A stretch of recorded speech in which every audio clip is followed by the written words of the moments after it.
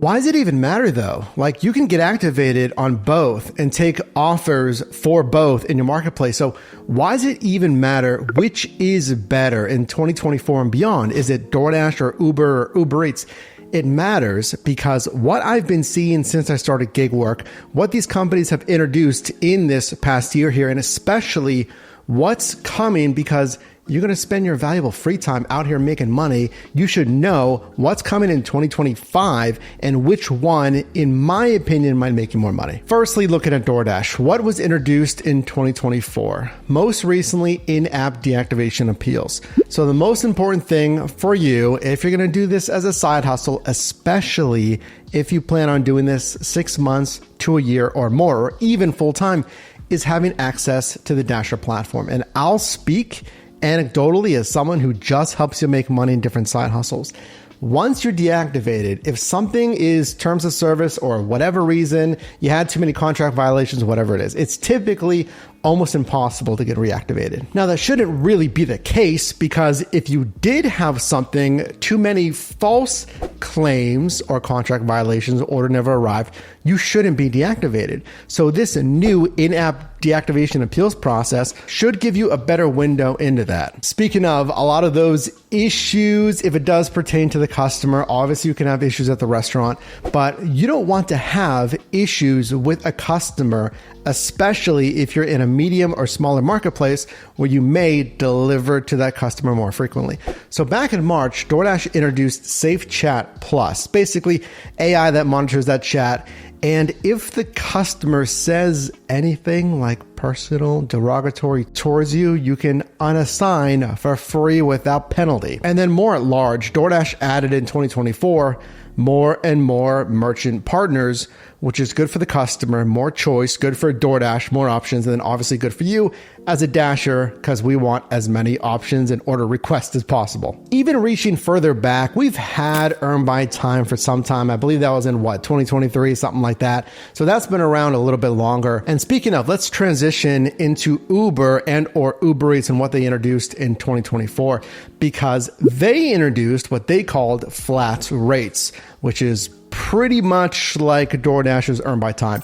It's going to give you a predictable hourly rates when you're working. They just introduced what's called trips in a row, which is similar to their pre-existing consecutive streak bonus, but here you just have to keep accepting and then you get a small earnings boost, and to keep accepting you get like a 10% boost and then 15% and you keep accepting, hence trips in a row, and you can get up to 20% extra. My only concern, if you're driving on Uber or Uber Eats, and some of these, it is more skewed to mobility or rideshare, like this next one here, this Advantage Mode Pilot, where if you're on Advantage Mode in the marketplaces that's piloting the program, if you have an acceptance rate of at least 25%, you get 5% more on qualifying trips. And perhaps like you, or maybe you disagree with this, please comment down below. Let me know which side of the fence you're on. We think, well, those drivers, 25% AR, that's mirroring the DoorDash Dasher rewards program, which is 50% AR or 70% AR, but then you get access to the larger pool of high paying offers. This is just saying you have 25% AR and you get a 5% boost, again, piloted on rideshare.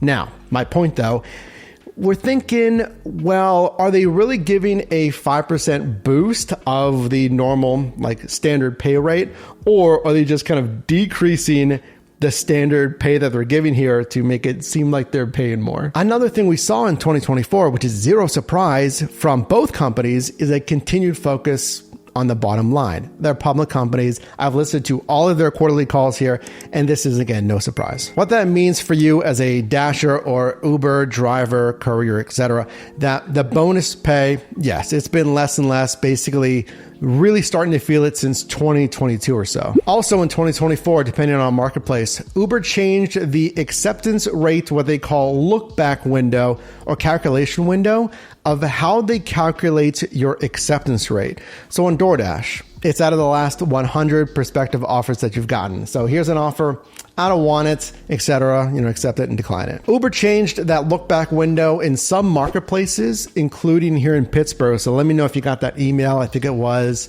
probably a couple of months ago at the time of filming this video, that changed from 200 prospective offers, last offers, to 100. So that brings it in line with DoorDash. So at least for most of those marketplaces, now it's 100 for both. So what's coming in 2025? I would challenge both companies, Uber especially, and I've seen the same thing in the rideshare sector with Uber and Lyft. We've seen the same thing for years, is to really dig in and think and innovate on your own. Because I see a lot of this mirroring. Earn by time, introducing flat rates. I see this kind of hourly bonus, and they mimic a similar hourly bonus. It's fine. Like, I like having the earn by time option, and I'm sure I'll utilize or at least test, and use flat rates on Uber when it comes to Pittsburgh. I feel like in 2025, we'll continue to see DoorDash innovating more for gig workers. I haven't seen for years really the same innovation specifically on the driver and courier level on Uber compared to DoorDash. In my opinion, I just see more things at least being experimented, at least trying pilot programs. We got the earn by time, that's sticking around. And I know a lot of you, our team members, consider subscribing if you haven't. I appreciate it if you have. That Dashers do appreciate at least having earn by time, saying, well, there's times where I actually utilize it. I like earn by time. On the other side, I do feel like, unfortunately, we're going to continue to see the tightening of the bottom line, the surge, the peak pay, just overall bonus pay. I just want to make sure that whatever these companies settle on, the percent of times we're sending surge, peak pay, whatever it's going to be, that the hourly pay that you can get is worth it, right? I'm not really happy with under what? I mean, 17's low, 18 I'm getting a little bit better, 19, okay, I'm okay kind of with 19, and then $20 plus. I think that's okay. So can you make gross at least $17 an hour? But still, it's not fantastic because keep in mind that's before taxes, obviously. Based on the track record of both companies, in 2025, I expect at least, I'd say, 2 innovations directly related to, in this case, Dasher pay or order types, order options, like literally things that you actually care about, different order types. We see the new verticals. I do think both companies are to continue to invest, and they've echoed the same thing in their quarterly calls. Grocery, retail, alcohol, convenience, shopping, grocery, I think I already said that, but both companies continue to emphasize that. But again, I do think we'll see at least 2 innovations that we really care about that's actually substantial, not just like, hey, we've improved the visibility of Trip Radar, which is actually something Uber did. And, we appreciate it. Anything that improves safety in the day-to-day, I get it. Quality of life kind of improvement, it does help. Now, both globally have about 7 million workers. So we can't really say, one's more saturated with workers. Yes, there could be an imbalance if one does have a lot less merchant partners, because then there's, more workers than actual partners on the platform. So which one's better then in 2025, late 2024, whenever you're watching this video? The thing that most of us know is, yes, it is market dependent, at least in part, because some cities, for whatever reason, better marketing, adoption rates, they're using DoorDash more, or they're using Uber Eats more, or they're using Uber more, or Lyft more. A way to judge that, when you're out there working, I would think about over 3 months, obviously it depends on how many hours you drive. Pay attention to the days, pay attention to the hours. How long am I waiting in between offers? Because if I'm waiting there for like 5 to 8 minutes, or even worse, 10 plus minutes on Uber, but if I'm getting a ton of orders on Lyft, or if it's Grubhub versus DoorDash, whatever it is, then make note of that. Not over days, that's not a big enough sample size, a couple of weeks, but ideally like a 3-month sample size. You get a little bit of the seasonality in there as well. But I'll tell you this though, on the basis of food delivery, certainly, at least in my opinion, DoorDash is better. They have more of a volume of the food delivery monthly sales, and it's just a larger part, obviously, of their portfolio. Now, Uber has a diversity of doing a completely different niche. Like you can toggle between rideshare and then toggle to food delivery. No one else does that. And then lastly, talking about pay here, I do feel like, anecdotally, again, I'm one driver and one marketplace. Comment down below which one you think is better. I do feel like DoorDash is slightly less tight on cutting down that bonus pay versus Uber. Again, listening to those quarterly calls, that is something that CEO Dara Khosrowshahi has explicitly mentioned, like lowering that surge, that incentive pay.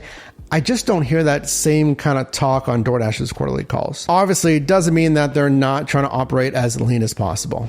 There's your update for late 2024 and beyond. I'm still giving it to DoorDash, at least in my marketplace, again, here in Pittsburgh.